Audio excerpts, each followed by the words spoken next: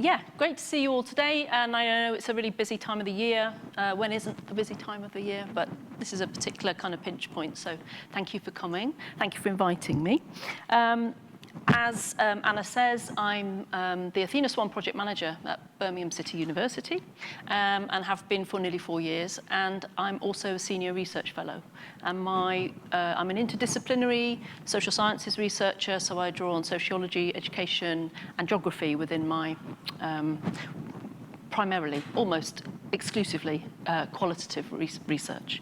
What I'm going to be doing today is to talk to you a bit about some research, a piece of research that I completed last year called Genders at Work. And as Anna said, I've developed this into, I'm kind of touring around UK universities and research institutes with different elements of this research. So I'm going to talk to you about the research and the research findings today, and in relation to Athena SWAN, and then we'll do the mapping career workshop for those of you who can stay beyond that. Before I start, I would like to ask for 3 volunteer readers.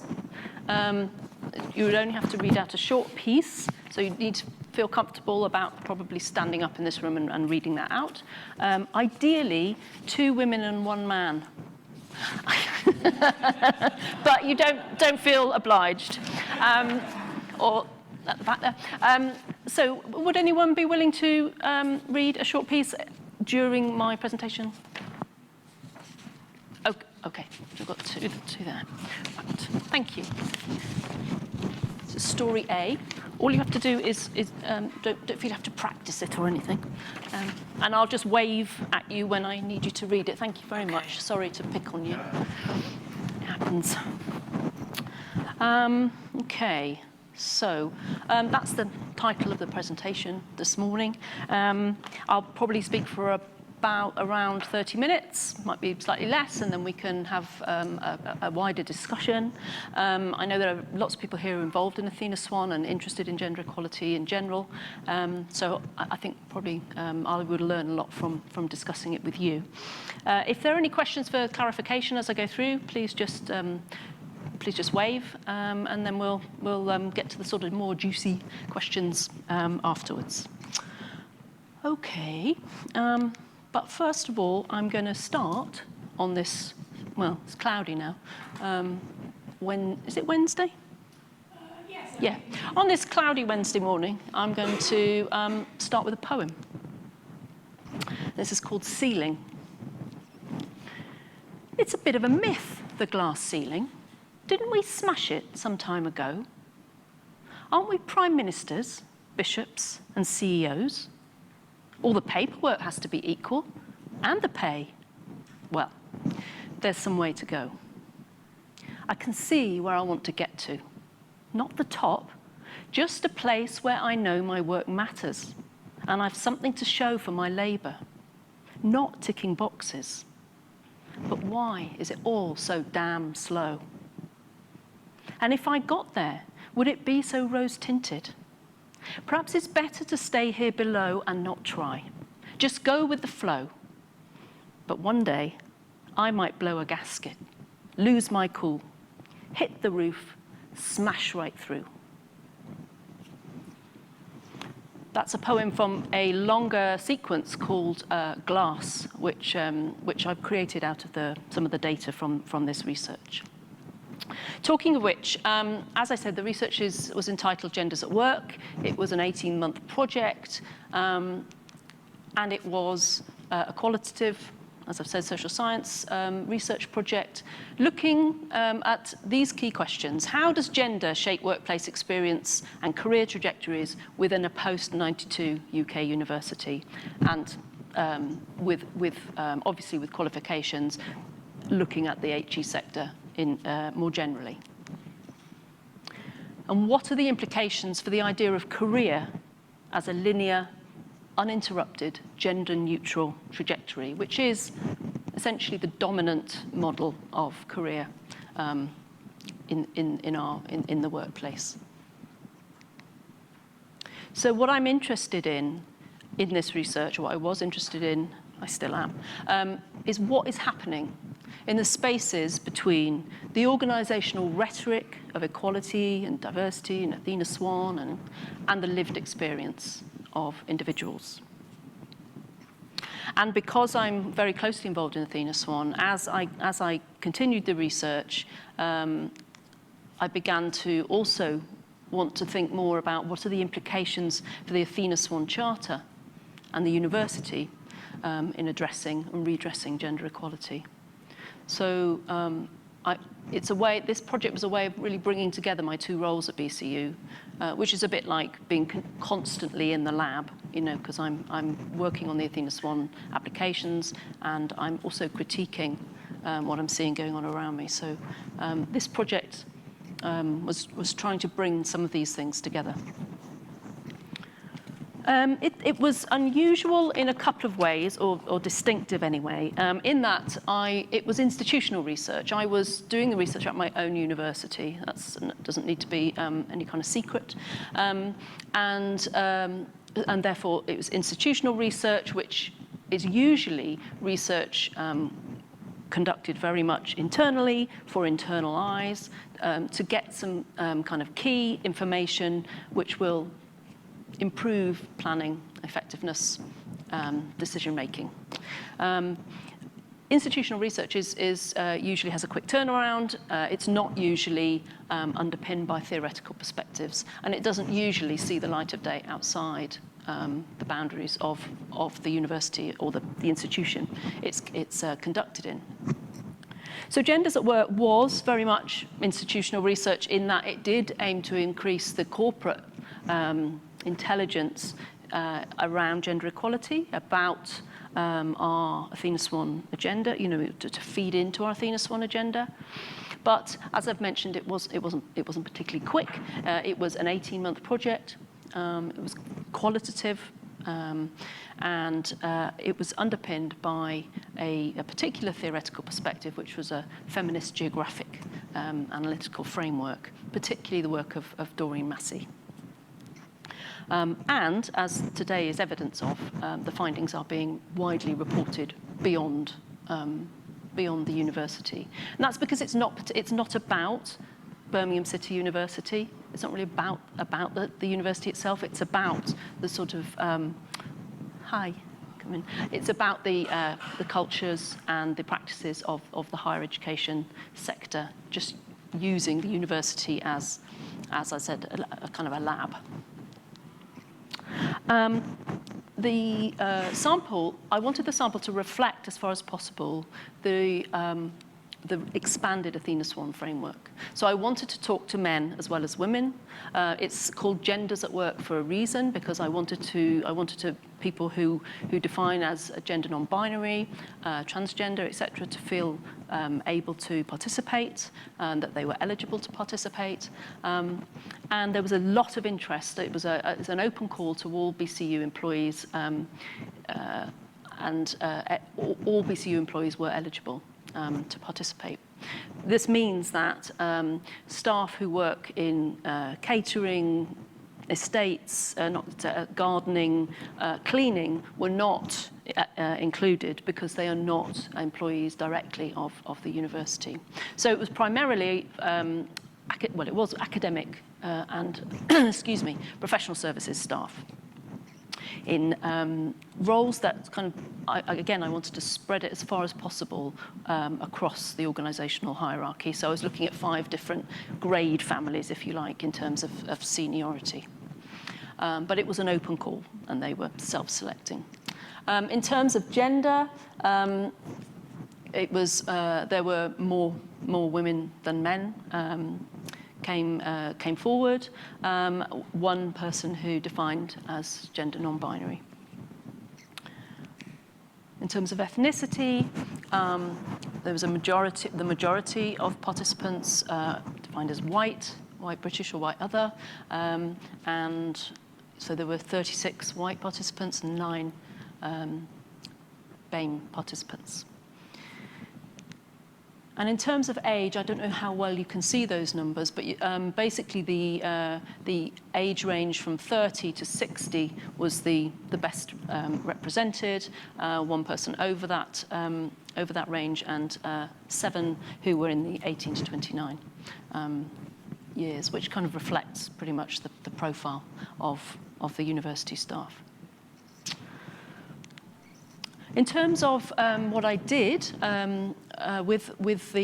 with those participants, as Anna said, you put it really nicely. Actually, I might have to ask you to write that down at some point. Talking about narratives, I was interested in people's stories, people's narratives of their experience of working within the university, of their experiences of career, aspirations, thoughts, frustrations, and also their views on how they thought gender had influenced or impacted on those.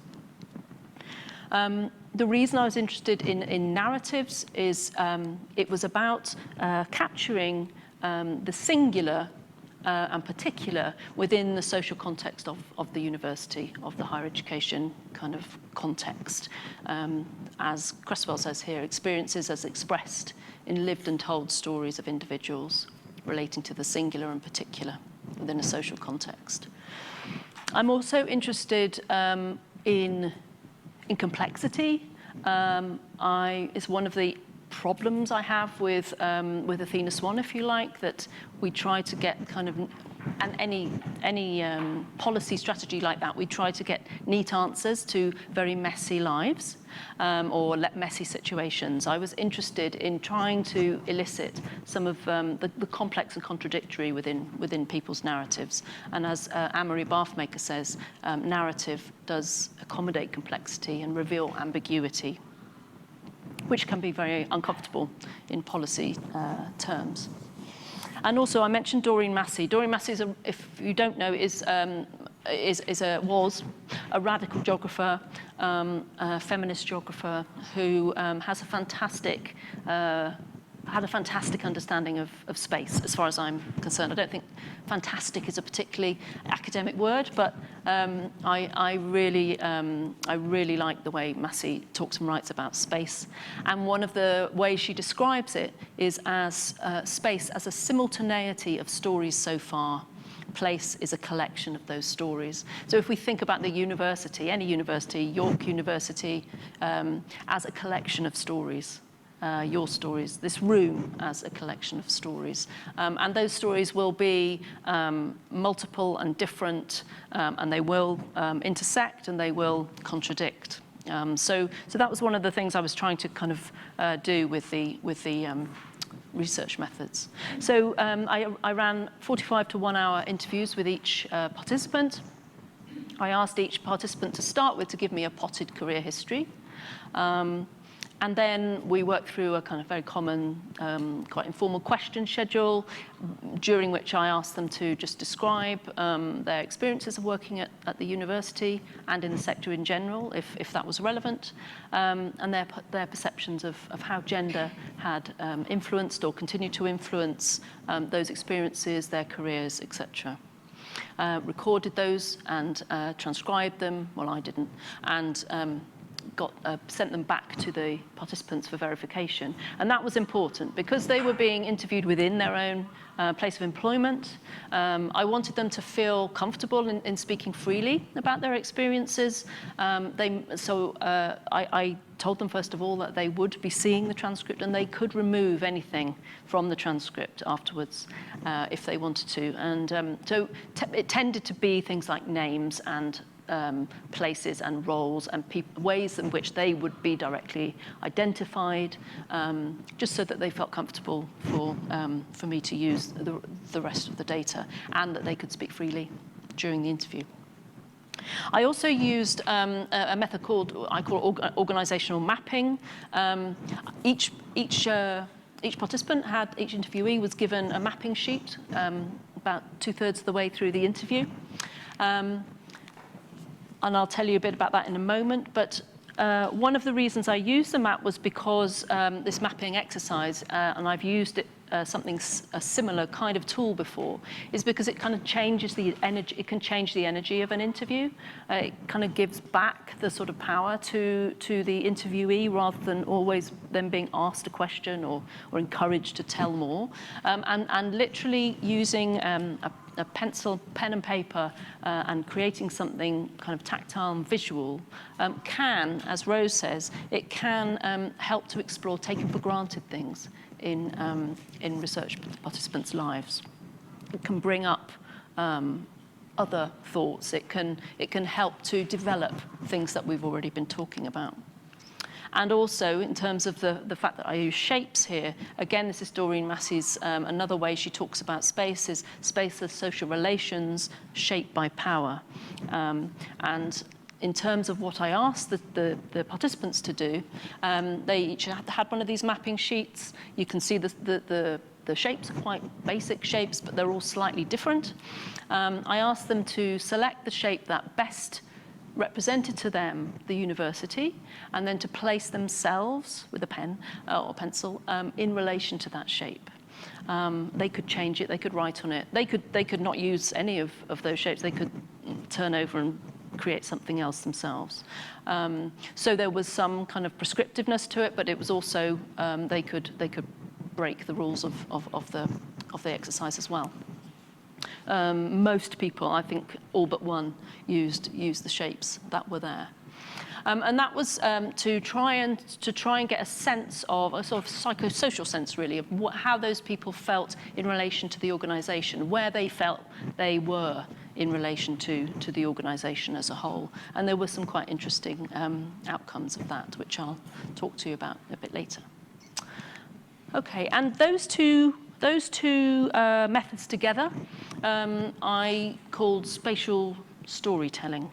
And as I say here, this was in a chapter in a book called Strategies for Resisting Sexism in the Academy that came out at the beginning of the year.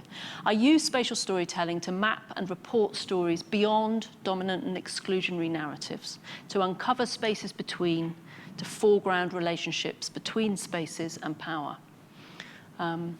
So that's kind of what I'm doing. I'm trying to look at the spaces between.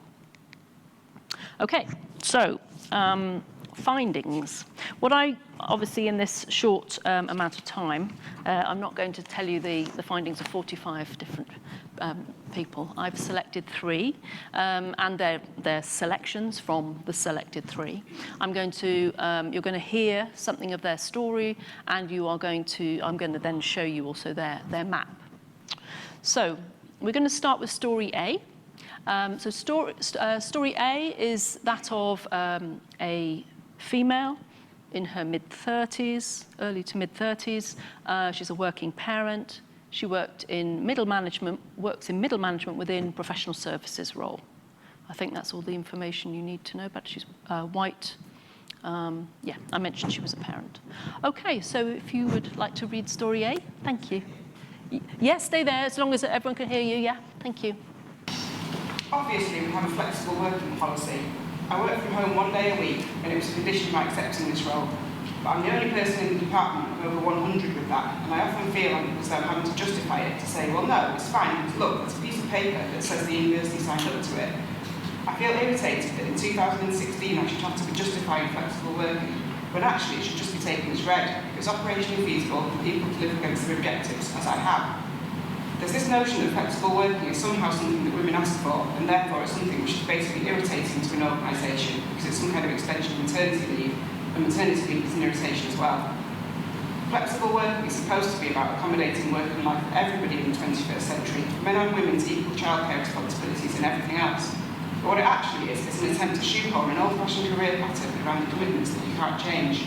A huge amount of my daily life is about running to catch up, trying to get in the car at the right time to be in the right place to do the right things, and never really feeling like I'm giving the right bit of attention to any part of my life.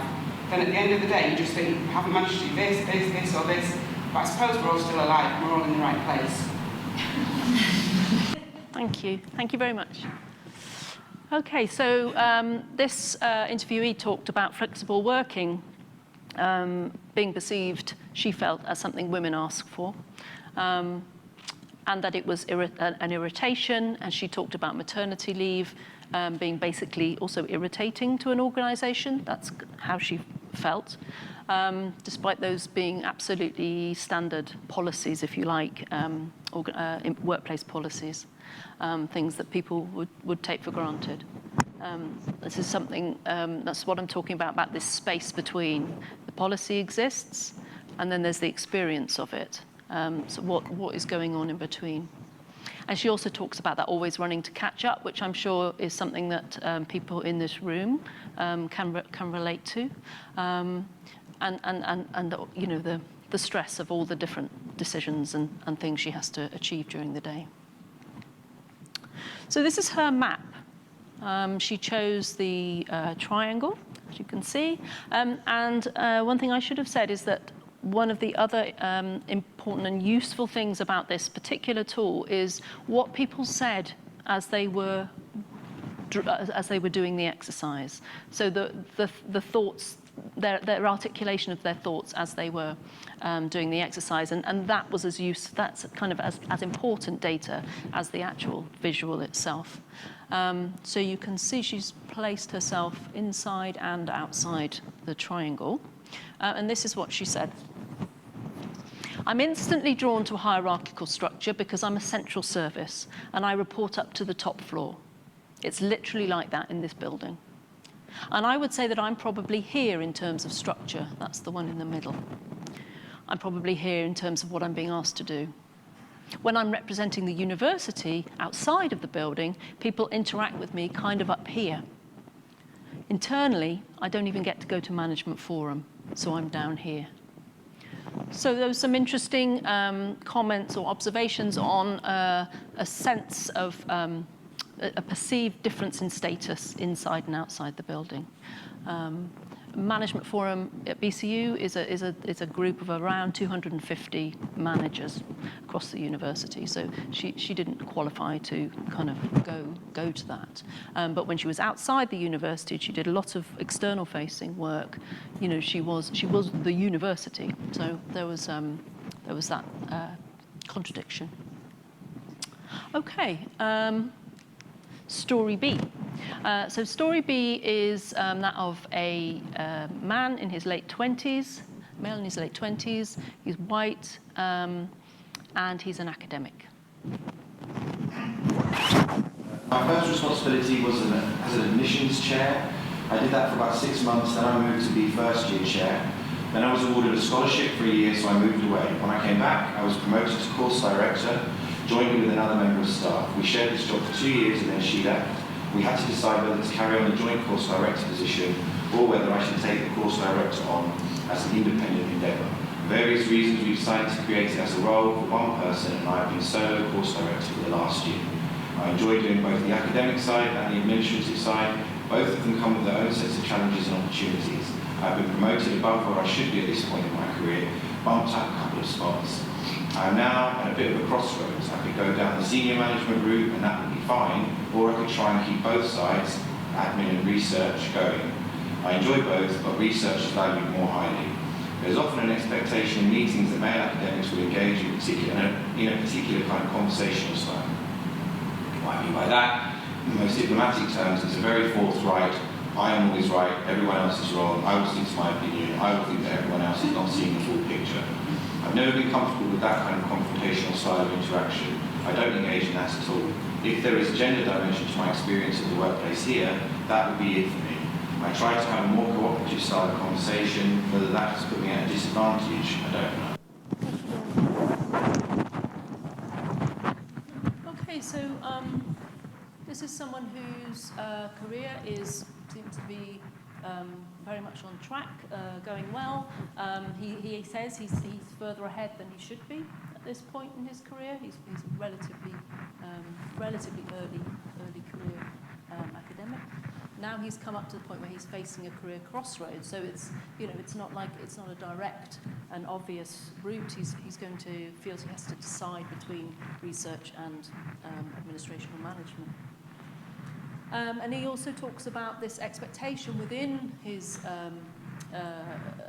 department, the university, that male academics will talk in a certain way, will behave a certain way, will take certain positions within meetings, etc., and in kind of departmental practice, and that he's uncomfortable with that. This is his map. He chose this triangle as well. The circle around it is just that was him deciding on the triangle. Or getting confused. So he's marked out the different hierarchical levels of the triangle. He's put men at the top, and then he's put women at the bottom and crossed it out, which I can't remember at this point why he did that, but it will be in the longer transcript. And it's probably. My microphone's come out. Sorry. Don't know when that happened. What was I saying?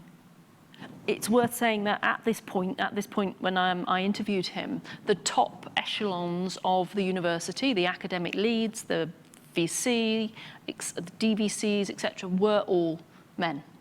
And they're not now. So that top of that triangle there may have been his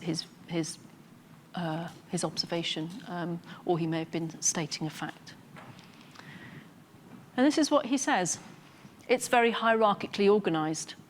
In an ideal university, the students would be at the top. My role is somewhere in the middle. But me, who I am, what I do, my hopes, my dreams, my aspirations, that is not interesting or important to anybody. I feel relatively powerless to affect change in any meaningful way in my institution. And if you can see, he's put himself down the bottom, outside the triangle, which is interesting because in the rest of his story, and that was just an example, he's very successful. He's very engaged, he loves his job, etc. But he actually feels very powerless within the institution. That's one of the contradictions that that this data has revealed, and that I think is really useful data, especially in relation to men, actually. Okay, story C. This is a female in her late 40s. She is a working parent. She is white. She is in an academic leadership role within her faculty. Okay. My career history: research assistant, PhD, postdoc, lecturer. Then I was invited to apply for an academic-related role. As it was permanent, and having never at that point had a permanent job, I thought, what have I got to lose? It gave me an opportunity to work across university and at a much more senior level. That's what gave me the experience to do the jobs that I've done since.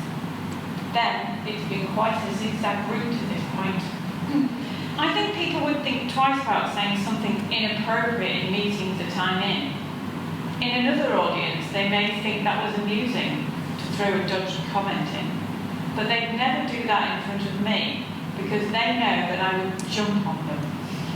The trouble with that is, I do feel like I end up being kind of a feminist police, which is a bit wearing. I've not shied back from challenging, shall we say, old blokes about things, and that's clearly not gone down well. I wouldn't say anything specific's come of it.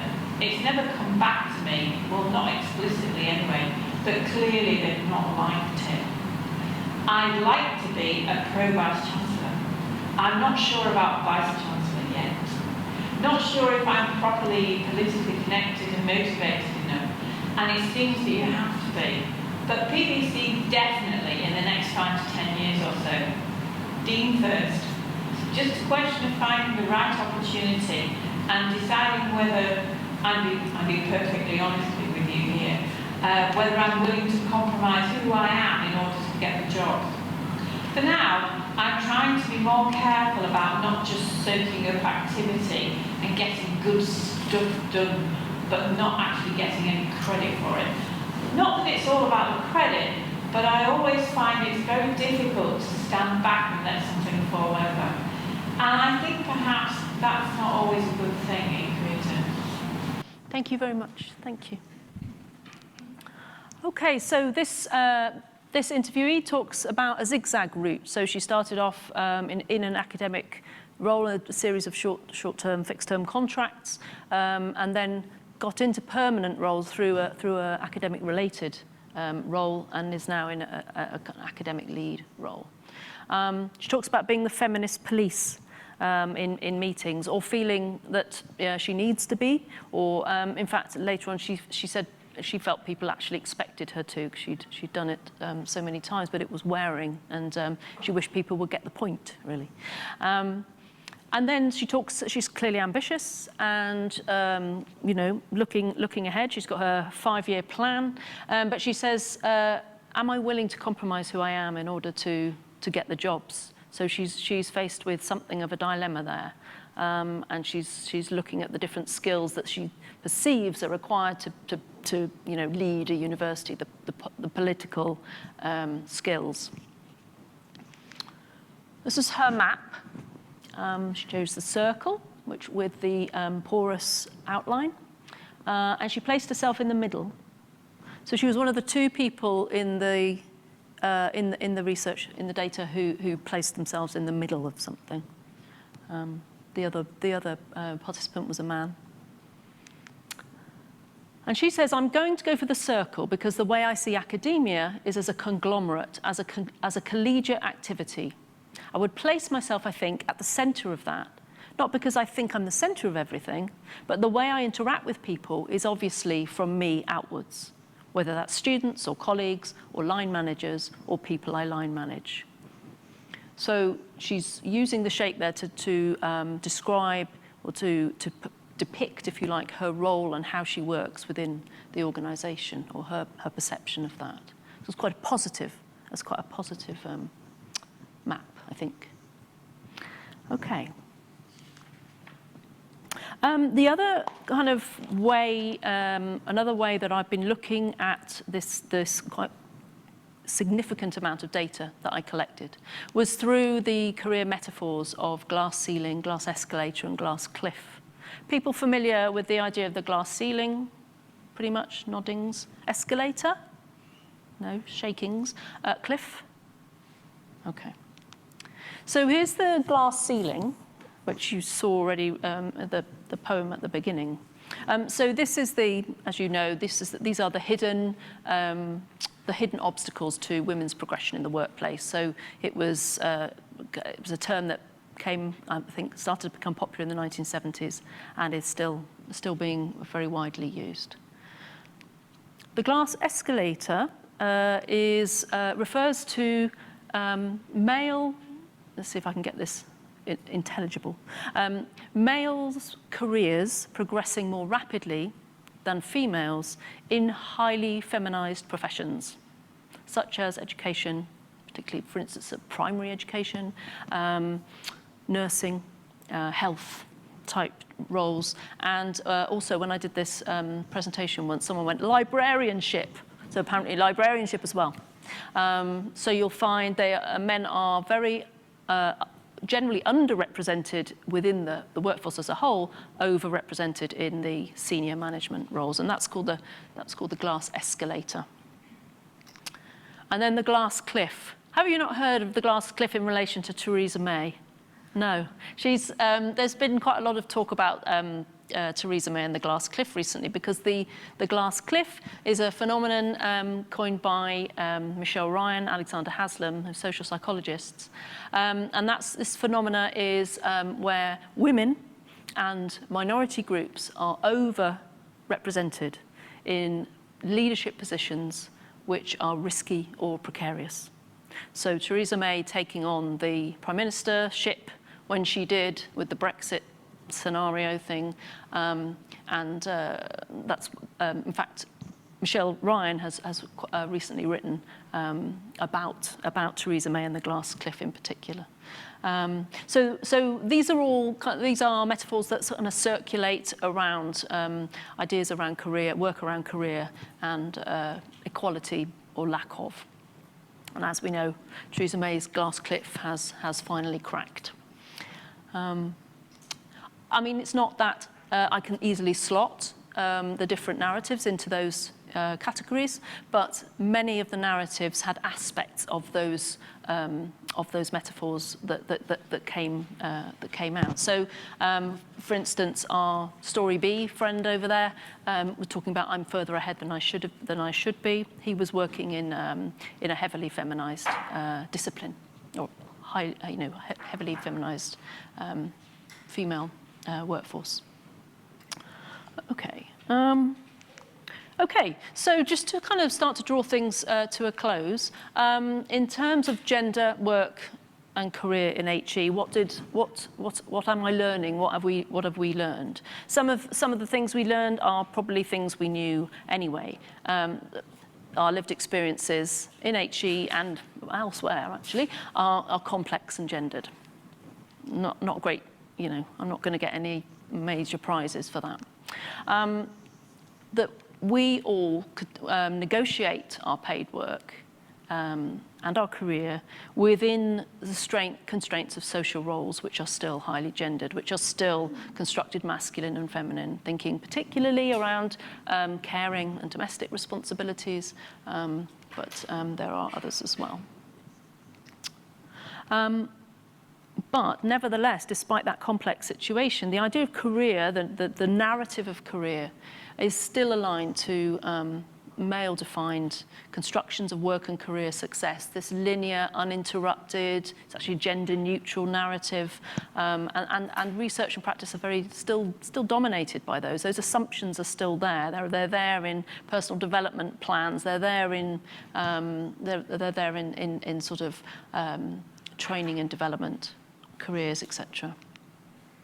But that model remains silent largely on the impact and the constraints that structural factors impose upon different groups, different people, which all actually enable. So there are enablers and there are constraints, and different groups benefit differently from those. And in fact, the trouble with this, the dominance of this narrative, particularly within higher education, is that we still have, even unconsciously in our minds, this idea of what Kathleen Lynch calls the careless academic. I don't know if people have heard that before. So she talks about the idealized worker, one that is available 24/7 without ties or responsibilities that will hinder her or his productive capacities. She or he is unencumbered and on call, even if not at work. And Lynch wrote that in 2010, but obviously with technological advances, mobile technologies, this has only increased. So what are the implications for Athena SWAN? Athena SWAN has a very strong focus on the leaky pipeline. So that the enabling measures that promote or support greater gender equality and career progression within HE. So, maternity leave and flexible working and different specific career development, looking at organisational culture, hours of meeting hours, etc., social events, but language use, etc. And to an extent, it's paying attention to intersectionality, but that's still, I would say, relatively underdeveloped. But its focus is on this leaky pipeline. And so it's working within that career norm. It's working within that dominant narrative. And the problem, particularly in academic roles within the sector, is that that's becoming more and more punishing in terms of where you should be at certain stages of your career, the impact of REF and TEF and what was it, KEF, and is there another one? WEF or something? I don't know, all those Fs. We're working in an increasingly like a surveilled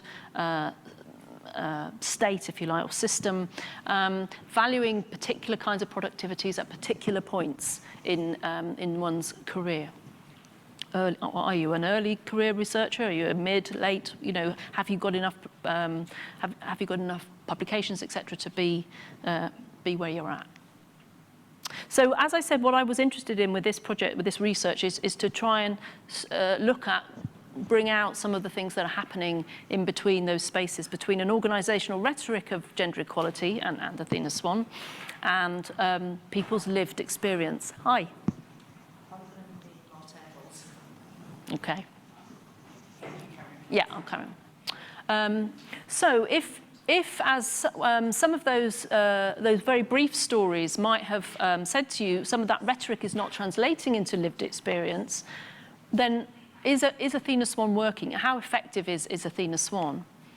My concern is that it may risk, in some cases, depending on how it is operated within different universities, it may risk being an institutional speech act. I don't know if people have come across the work of Sarah Ahmed, who does a lot of writing around diversity and equality within organisations and particularly higher education.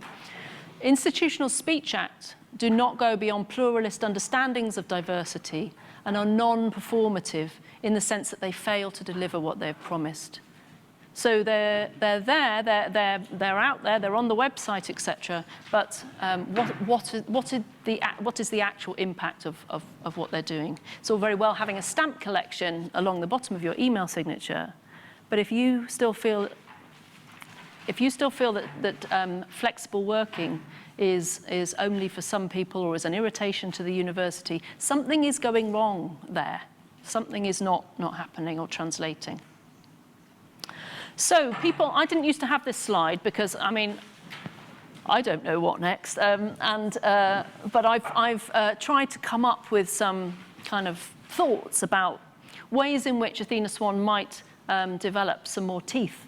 I know it's under review at the moment. I'm not sure that these things will be, the things I'm going to suggest will be come out of the review.